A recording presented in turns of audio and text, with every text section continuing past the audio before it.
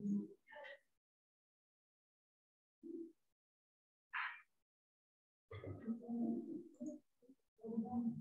good morning, everybody. Good morning, everyone. Good morning, sir. Good morning, sir. Good. So, it is semantic. In the beginning, I would like to give you some information that actually this semantic wants to reveal one of my books, which is entitled Semantics in English Language Teaching. All right. So this meeting entitled Definition and Elaboration of Semantics because I will give you some definition of the semantics as well as the elaboration of the semantics. Going to know some terminologies in semantic science and fields. Definition of semantics. One of the semantics expert is called Carlos W. Graders. So he is very popular in defining the systemic of semantics. Or Charles mentions that the systemic of study of meaning it is called semantics, right? So the point is Charles said pembelajaran semantik itu pembelajaran pada meaning, right? The systemic of meaning. Or in other definitions, Charles tried to elaborate like in this following. We are all necessarily interested in meaning. We wonder about the meaning of new words. Sometimes we are not sure about the message we should get from something we read or we hear, and we are concerned about getting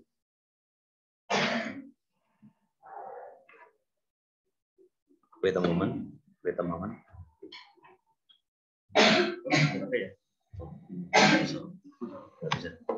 Aku laptopku ya nggak bisa pakai. Sorry for interrupting.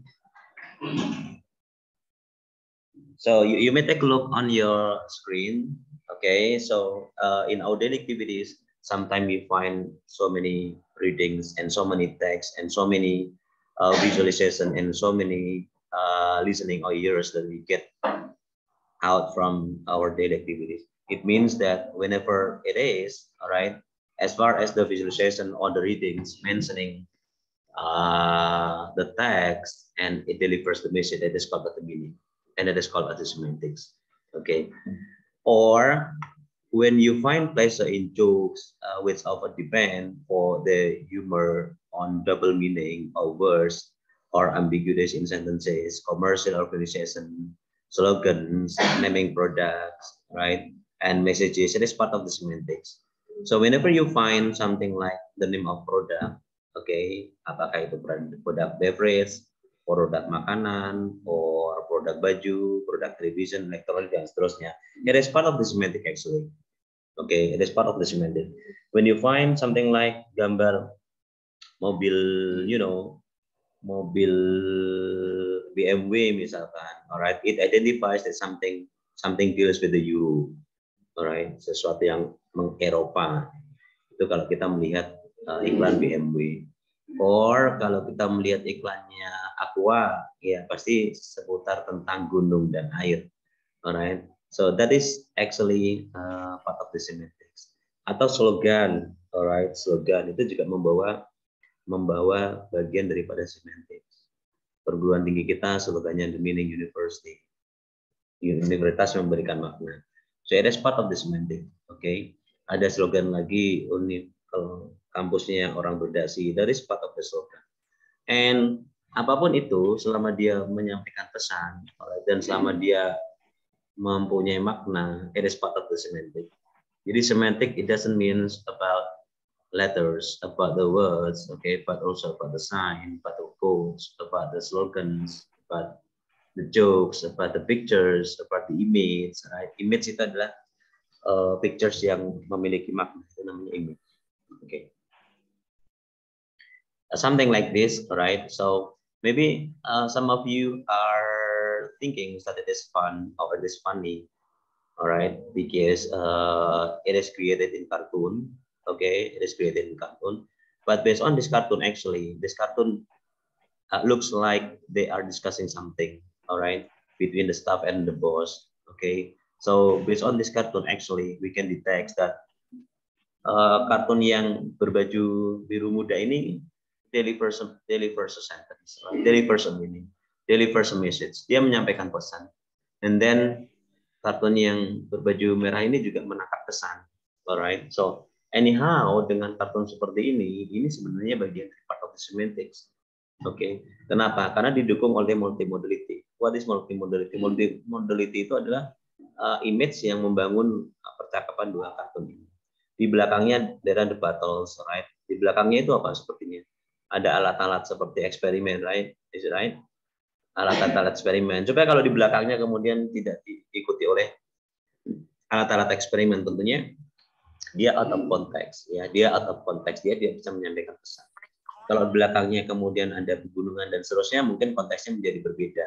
Nah, konteks yang berbeda itu, alright, memiliki meaning yang berbeda. Oke. Nah, from this picture, picture ini adalah bagian dari semantics. Kenapa? Karena picture ini menyampaikan pesan. Menyampaikan pesan. Sama halnya misalkan logo produk tertentu, itu juga bagian dari semantics. Kenapa? Karena dia menyampaikan pesan. Gitu. Alright. So, three disciplines are concerned with the systemic study of meaning. Jadi ada 3 disiplin yang mempengaruhi pembelajaran semantik atau yang mempengaruhi pada systemic study of meaning. Ya, yang pertama apa? Psikologi. Yang kedua filosofi. Dan yang ketiga adalah linguistik. Jadi kombinasi daripada 3 disiplin ini terbentuklah semantics. Psikologi, filosofi, dan linguistik. Jadi ketika belajar semantics itu sebetulnya you also study about philosophy, psychology, and linguistic. Gitu. Jadi semantic cannot stand by itself. Cannot stand by itself. It will be the same as ketika you belajar you belajar riset misalkan ya, itu juga bagian dari beberapa disiplin yang lain. Gitu. Alright.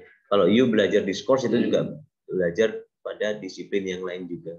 Nah, semantik juga hanya demikian.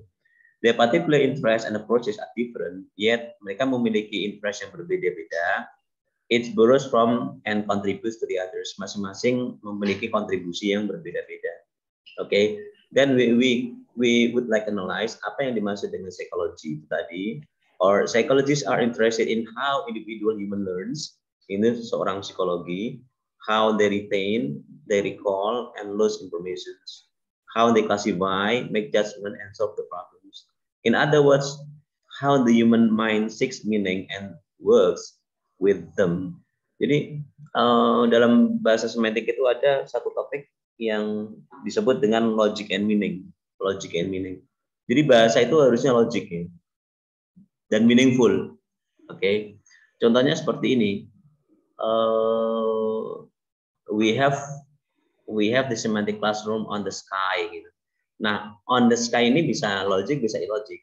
On the sky yang dimaksudkan adalah online. Tapi on the sky yang di awang-awang, kita di atas awan gitu ya, illogic gitu kan. Nah, bahasa seperti itu. But grammatically, it is okay, it is correct. Jadi, kalimat yang grammar belum tentu logic. Ya, kalimat grammar itu belum tentu logic. Misalkan gini,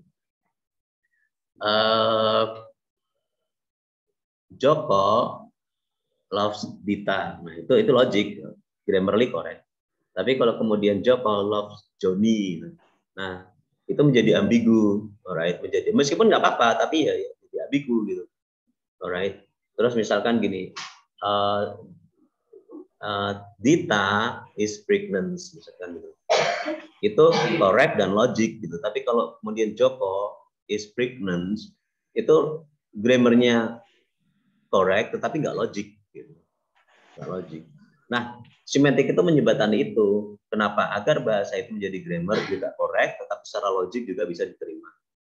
Gitu. Nah, semantik di situ. Nah, untuk mendapatkan bahwa itu logik dan tidak logik, maka kita menggunakan ilmu psikologi.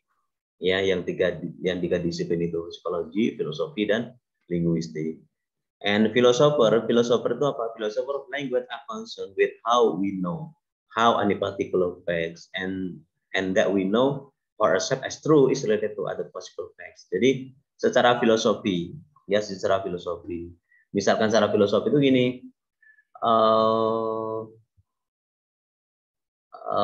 apa ya? Father and mother, ya, father and mother.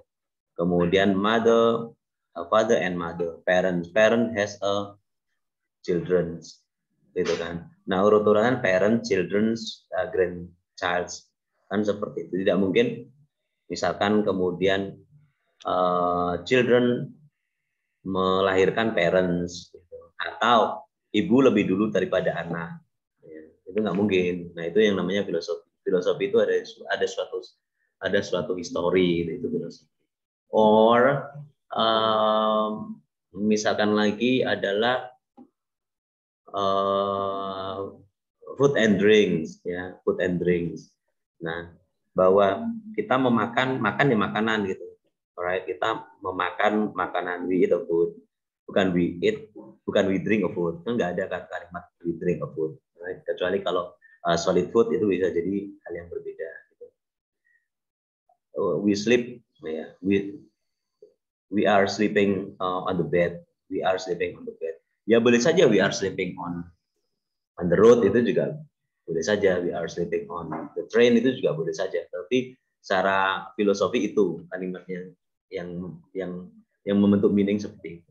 Lalu apa yang dimaksud dengan linguistic want to understand how language works, ya, how language works. Linguistik itu berbicara tentang bagaimana bahasa itu bekerja.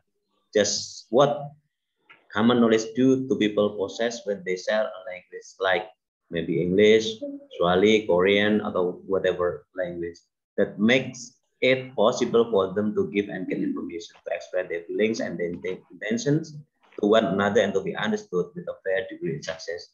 Maka ada yang mengatakan, Pak, bahasa Inggris itu kan yang penting juga dalam komunikasi. Iya, betul. Dalam komunikasi, that's correct. Alright.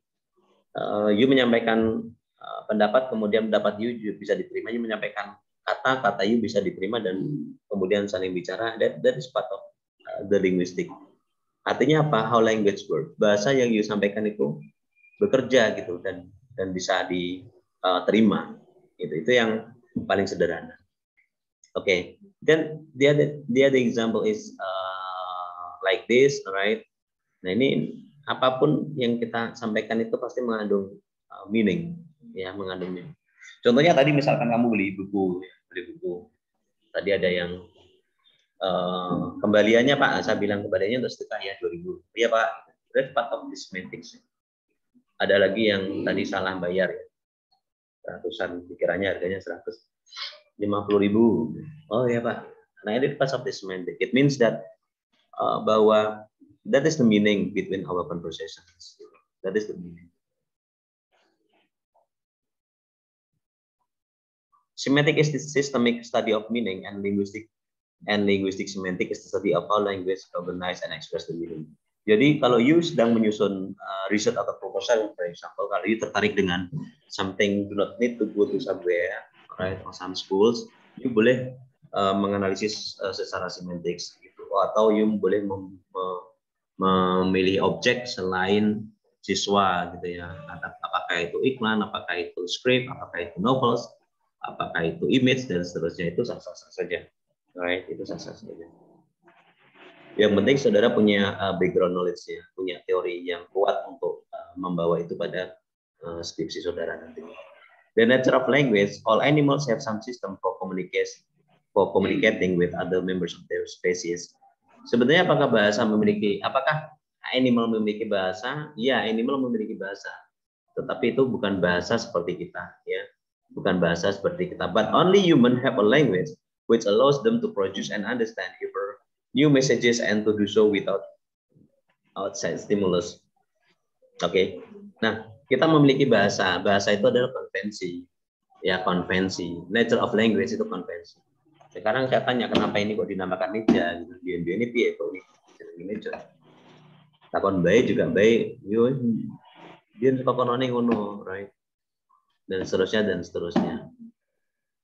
Itu. Terus kemudian kenapa kok ini dinamakan mouse sih, kita masih bisa logik ya, karena bentuknya mirip tikus. Kalau bahasa-bahasa yang sekarang masih bisa di logik, masih bisa di-invent kenapa dan bagaimana. Kenapa kok dinamakan, kenapa kok sekarang bestie, misalkan dia mungkin dari kata best menjadi bestie. Sekarang gampang ya, kata food menjadi foodies, ya nggak? Siapa lagi ya? Kata study menjadi studier, gitu. Boleh aja gitu. Studier itu pembelajar. Terus apa lagi? Brother menjadi bro, gitu kan. Sister menjadi sis, ya kan. Yuk menjadi kui, ya. Yaitu bahasa-bahasa. Kenapa kok seperti itu ya? Itu agreement, gitu. Right? Itu conventions. Itu karena kita menyepakati bahwa ini dinamakan most, gitu. Kalau you nggak sepakat, jangan panggil aku bestie, berarti you nggak sepakat. Jangan panggil aku sis atau jangan panggil aku bro, berarti you nggak sepakat. Right. Nah itu nature of language. Nature of language. Ya. Dulu zaman saya, zaman saya SMP SMA menciptakan lagu, menyiapkan kata di tengah-tengahnya ada tambah ida, misalkan saya, sada, yada, gitu. Pernah dengar nggak? Nah, saya, sada, yada itu bahasa tertentu untuk komunitas gitu. Misalkan, yuk, duduk, makan, mada, kadan. Ada yang tambah ida, ada yang tambah apa lagi tuh? Hah? Ada yang tambahin apa gitu. Nah itu agreement gitu, agreement. Kowe, kodo, wede, kodo, wede. Terus ada agreement juga kalau manggil orangnya manggil nama bapak itu juga bagian mat, Jo, Arjo. Kayak aku namanya Suparjo, Jo. Nah, gitu-gitu. Alright, jadi manggil ayahnya. Ya kalau cowok lagi mending ya, kalau cewek dipanggil nama ayah kan udah ya. Right? Nah itu nature of language. Kita nggak bisa mengavoid itu karena itu juga akan muncul. Kata bestie sekarang lagi muncul. Someday juga dia akan murah banget itu juga muncul ya. Si Kens gitu ya. Indra Kens itu muncul. Tapi jika lama-lama nanti hilang. Bahasa gaul juga pernah muncul. Alright, tapi juga lama-lama nanti hilang. Nah, perkembangan bahasa itu dinamik. Nanti saudara ketika sudah lulus atau ketika sudah usia berapa gitu ada bahasa-bahasa. Nah, seperti animal language, bees, birds, dolphin, chimpanzee, mereka punya language their own, ya, mereka punya language their own. Tetapi bahasanya hanya diketahui oleh spesiesnya mereka, gitu. Spesies mereka, dolphin ya komunikasinya dengan ikan-ikan. Coba dolphin komunikasi dengan chimpanzee, mereka sudah berubah bahasa. Alright. Kenapa? Karena spesiesnya berbeda. Tapi kalau humans, sama manusia, kita masih bisa bicara sama manusia yang lain, ya. Kita sama orang Rusia ya masih bisa komunikasi kok raketan sopo lah gitu, tapi kita bisa menggunakan body language, one of the spiritnya dengan itu. Language and the individuals, every one child with a few pathological exception learns the language of the society in which it is grown. Jadi kita menjadi halus, kita menjadi kasar, it depends on di mana kita grow up ya, di mana kita grow up. Kalau kita grow up pada keluarga kita, alhamdulillah, yang orang tua kita guru atau orang tua kita pegawai atau apa, itu more or less bahasa kita agak halus gitu ya. Berbeda dengan yang misalkan anak-anak pang gitu ya. Ini bukan justifikasi tapi hanya memberikan contoh saja. Anak-anak pang dengan bahasanya yang seperti itu gitu. Right? Kenapa? Karena mereka grow up-nya dengan itu. Jadi itu dilihat dari view pathological exception atau sistem. Ya, kita dibentuk berbahasa di komunitas mana kita berada. Makanya kan ketika saudara KKN atau ketika saudara, terutama saudara KKN atau ketika saudara magang, itu kan kita banyak menerima reward ya dari masyarakat atau dari kelurahan atau dari kepala sekolah atau dari guru. Kenapa? Karena mahasiswa UGRIS itu katanya sopan-sopan gitu. Sopan-sopan. Kenapa ya? Karena saudara di grow up dari komunitas kayak gini gitu. Dari komunitas yang kependidikan, berpakaian sopan, tidak tandus sopan, ketemu dengan orang tua yang sopan. Itu yang nggak dimiliki oleh perguruan tinggi yang lain, bahkan perguruan tinggi pendidikan yang negeri gitu ya, itu nggak dimiliki oleh mereka gitu. Gitu mereka sih honored dengan mahasiswa kita. Okay, it is part of the semantics, alright, part of the semantics. Are you English teachers? Yes, I are. Yes, I are. Ini kan sekilas benar ya, sekilas benar. Tapi secara meaning, secara konteks bisa jadi ini benar gitu kan. Tetapi secara grammar ini salah. Oke. Kadang you juga menyampaikan I you agree, I am agree gitu kan. Sekilas sih kelihatannya benar sih I am agree, tapi secara grammar itu salah. Do you agree? I do agree kan gitu. I do disagree. Tapi secara konteks itu bisa dibetulkan. Makanya untuk menjembatani antara grammar sama semantik itu ada grammaring. Ya, ada grammaring. Grammaring itu apa sih? Grammaring itu benar secara konteks. Benar secara konteks. Makanya kalau I am agree bla bla bla kan terus percakapannya diteruskan saja, nggak dikoreksi dan sebagainya. Kenapa? Karena konteksnya udah tahu. This whole semantic here is the more appropriate considered part of the grammar. Jadi grammar itu ditentukan oleh yang pertama dari phonology. What is phonology? Phonology is the knowledge of the description how speech sounds are organized in a particular language. Jadi ya saudara tahu lah phonology, phone berbicara tentang phone atau sound. Phone itu part of speech. Bagaimana kita mempronunciation dengan benar. Ya. Karena sama dengan bahasa Arab, kalau kita salah mempronunciation juga bisa salah arti atau salah tangkap. Sama aja dengan bahasa Inggris, when we do mispronouncing juga bisa misconception atau misleading. Alright. Nah ini bagi saudara yang ngajar di SD atau di SMP atau even di SMA pentingnya kesan pertama itu di pronunciation saudara ketika you berada di depan kelas. Jadi pronunciation itu kesan pertama bagi siswa. Kalau you pronunciation-nya berani, yang penting dare, brave, berani, kemudian enak, lantang gitu, mereka akan astonished. Tapi kalau enggak ya, kita kan kadang kita nggak yakin ya dengan pronunciation kita. Itu terlihat gitu, kalau kita di depan itu terlihat oleh siswa kita gitu. Syntax is the knowledge, the description, the classes of the words. Classes of the words, syntax itu adalah perpaduan dari grammar ya. Kalau you ada mata kuliah syntax itu kita ada namanya syntax tree gitu ya. Jadi dari sentence di breakdown menjadi words, word di breakdown menjadi clause, clause di breakdown menjadi syllable gitu. Ilmu-ilmu syntax itu gitu. Dia berbicara tentang grammar, tentang struktur ya, tentang struktur. Struktur itu apa ya? Subject, verb, object. Subject dibagi lagi menjadi noun phrase, verb dibagi menjadi tenses dan seterusnya. Gitu. Itu berbicara tentang syntax. And demonstrating semantic knowledge, it is hard to say what meaning is. It is very easy to show what knowledge speakers have about meanings in their language and therefore what things must be included in account of semantics. Jadi gini, terkadang kita memang, ya contoh ini ya kartu tri ya. Contoh kartu tri, kenapa kok tri itu memakai simbol kartun gitu ya, memakai simbol kartun. Ini kan artificial semiotik jadi kartun ini, alright. Dan kenapa kok tri angkanya 3 gitu ya, kan nggak lucu kalau tri angkanya kemudian menjadi 4 gitu ya, tri. Padahal tri itu belum tentu tri yang dimaksud ini gitu kan, bisa jadi tri pohon juga gitu, right. And then kenapa kok warnanya orange gitu ya, kenapa kok Telkomsel warnanya merah, dia kok dari dulu merah kok ganti-ganti gitu ya, nggak bosen sih warna merah misalkan, right. XL warnanya gitu, terus apa lagi yang biru, kuning, yang kuning tuh kuning, Indosat warnanya kuning. Kenapa sih mereka mengkokohkan dengan warna itu gitu? Karena itu semantics gitu. Jadi warna itu bagian dari semantics. Artinya apa? Mereka menyampaikan pesan. Kenapa kok jaket alma mater kita kok birunya biru dober terus gitu ya?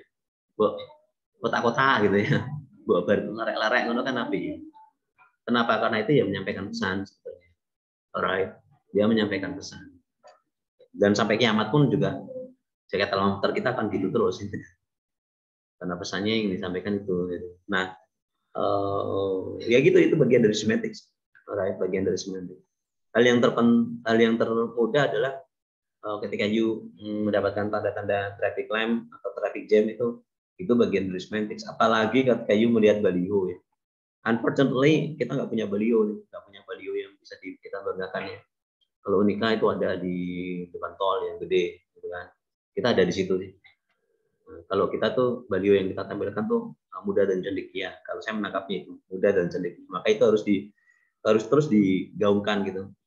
Perguruan tinggi itu nggak penting dosennya top atau profesornya banyak, tapi perguruan tinggi itu yang penting adalah mahasiswanya yang keren-keren gitu, mahasiswanya yang keren-keren itu nggak identik dengan akademik yang keren, tapi dia itu kreatif, dia itu mandiri ya, utamanya mandiri. Mahasiswa sekarang itu utamanya mandiri sih. So personally my own experience, anak saya juga kalau sekarang kan nggak ada ranking ya, nggak ada ranking. Matematikanya nilainya di bawah rata-rata gitu, tahu nggak marah. Ayahnya dosen tapi kok bahasa Inggrisnya nilainya nggak maksimal, padahal ayahnya dosen gitu. Terus bahasa Indonesianya nilainya nggak maksimal, padahal mamanya guru bahasa Indonesia. Aduh, ini gimana nih? Tapi hadisnya udah bagus gitu, baca Qurannya udah bagus. Oh ya udah, berarti mungkin dia punya kompetensi yang lain ya. I don't know, anak-anak sekarang kalau ditanya mau cita-cita apa, profesi apa, udah nggak tertarik jadi dokter, udah nggak tertarik jadi pilot itu, apalagi jadi tentara ya, nggak tertarik. Jadi polisi juga sebagian udah nggak tertarik. Nggak tahu mereka punya apa ya, mungkin seumuran nanti juga sama, punya keinginan atau punya goals yang lain gitu. Nah, sometimes aku percaya sih dari kalian ini sudah ada yang gaining money by yourself gitu. Sudah mandiri mendapatkan uang ya, baik itu dari usaha sendiri ataupun dari apa gitu ya. Sekarang kan banyak nih mahasiswa yang ikut dropship juga banyak ya, mahasiswa yang content creator juga banyak, mahasiswa yang surveyor juga banyak, mahasiswa yang jualan juga banyak, jualan apa secara online juga banyak. Dosen teman saya juga banyak yang dosen nyambi jualan itu juga banyak, and itu sah saja selama halal gitu kan. Jadi apapun yang kita lakukan sah saja sih selama halal. Ada yang jualan jilbab gitu. Anak saya tuh SMP jualan stiker, nggak tahu dia stiker beli 2.000 dijualnya 2.500 sama temennya, jadi udah bangga. Stiker yang kecil-kecil gitu loh, yang tempel di mana itu buat tempel di dinding atau di mana atau di buku. Or kadang beli aksesoris yang untuk jilbab gitu. Tuh ya, beda ya, sekarang zamannya beda. Sekarang kuliah lama-lama tuh bosenin ya, jadi kuliah tuh sebentar aja bosenin. Yang penting ketemu terus diskusi gitu. Right? Apalagi ngasih tugas ya, bosenin banget ini. Aku termasuk dosen yang nggak pernah ngasih tugas loh. Jarang nggak ngasih tugas di mata kuliah apapun. Oke, and 10 aspek itu nanti you bisa lihat pada buku yang you sudah beli itu pada halaman berapa ya, topik 1 pokoknya. Di topik 1 ini bisa dibaca sendiri ya. Alright. Bisa ada teks. So okay, that's all that I can say for today.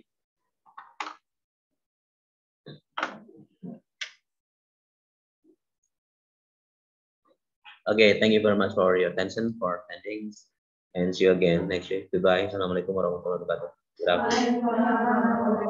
Waalaikumsalam warahmatullahi wabarakatuh.